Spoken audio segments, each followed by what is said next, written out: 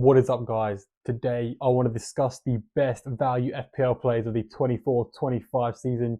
You know, with all these new price reveals, shit is getting real. So let's get into it. So yeah, first up, guys, we have Erling Haaland. I think he is the best budget player in the game. In all seriousness, he is crazy expensive, but I think it's what the game needs for FPL to be fun, if I'm being completely honest. But we're not here to talk about Haaland's price now, so yeah, let's get into it. Remember, this is just my opinion, so if you disagree and you want to slag me off in the comments, feel free, go for it. The very first underpriced player I want to talk about is Anthony Gordon. Now, I may be a bit biased when it comes to this because he was my hero last season. I loved him. He was never too high ownership and he was always just getting me points.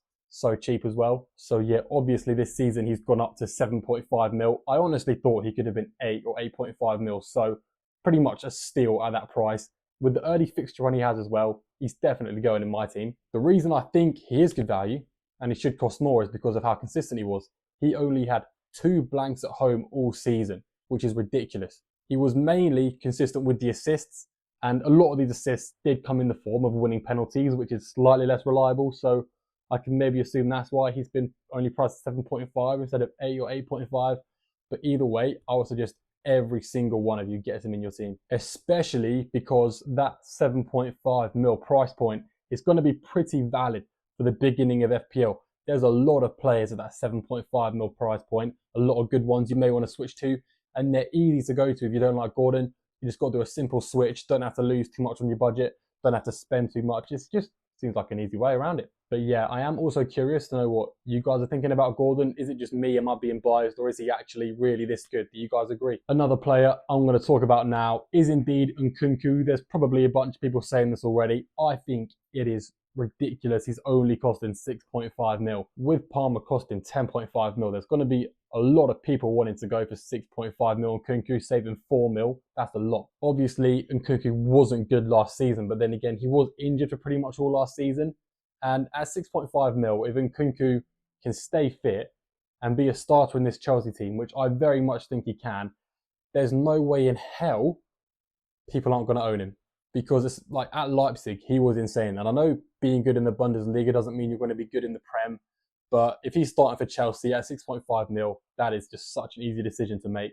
But at the same time, I can see why they did price him at 6.5 because he is injury prone and he isn't necessarily Premier League proven. But there is a really good chance he could be starting in that Chelsea team and getting returns most weeks because he's not just a striker. He can play at an attacking mid as well. He can play anywhere in those front four. He can play on the left. He can play on the right. He's not that good on the left and the right. And Palmer's pretty much going to be on the right the entire time.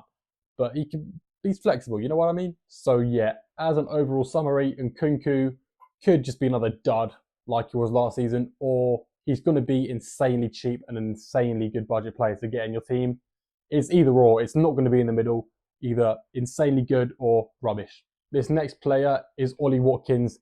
Guys, I was honest to God, I thought he was going to be at least in the double digits with how good he was last season. I'm pretty sure, as per non-penalty goals, he was either the best or the second best behind Haaland.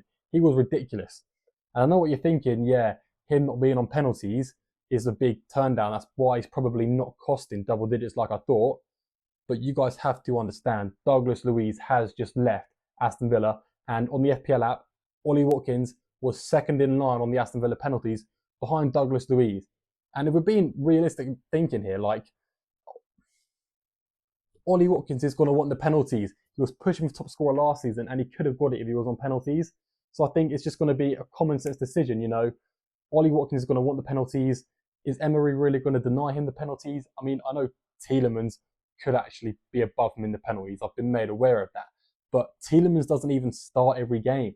So Ollie Watkins being on penalties would be huge. If he's on penalties, that 9 million is a steal. If he's not on penalties, that 9 million is still very good value. I was shocked to see he was only 9 mil. The only small issue is that Aston Villa are playing Champions League football, and I can see maybe later on in the season he may get rotated and rested for some Premier League games if they're playing against something like, good team in the Champions League, basically. On the whole, I would literally get this guy if he was 10 mil at premium price. I really would. So 9 mil, to be honest, it's looking likely that he's going to be in my team. The final player I want to talk about in this video is going to be a controversial one.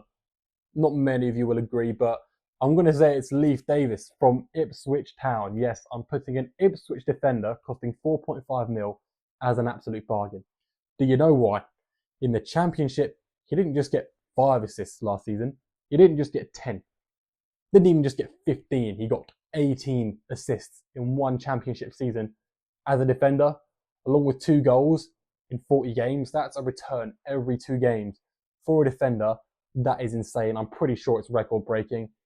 Now, I know, like, obviously the Premier League's going to be like 10 times harder for him, but that's still very promising numbers. I mean, he's going to be what Alfie Doughty was supposed to be. You know, what everyone said Doughty was going to be. Davis is actually him. Davis is going to be so good. I don't care if he's playing against tougher teams. He's on all those set pieces. And, you know, he's like a James Ward-Prowse. He doesn't need many chances. He just needs to get on that corner, needs to get on that free kick, whip it in the box. You know what I'm saying? This is another one I'm curious to see what everyone else thinks, because I think everyone's going to have him in their team at some point next season. You just got to catch him at the right fixtures. Obviously, he's playing Man City and Liverpool first 2 game weeks. You're not going to own him in the first 2 game weeks, guys. I know that. But when you catch him at the right fixtures, find him on the right form, everybody's going to want it. Finally, guys, what I want to know is, who do you think is a budget or value player in FPL this season? Out of all the players who have been released, maybe you think Havertz is underpriced. I mean, I was leaning towards putting him in this video, and I thought, you know, he's probably like, fairly priced. But yeah, feel free to let me know, guys. I'm all ears, because I do think FPL this season is definitely going to be based around these budget players more than anything.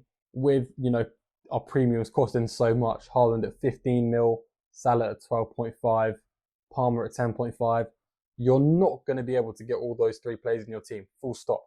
And if you want Haaland and Salah in your team, that's 25.7 mil already gone, over a quarter of your budget on 2 players.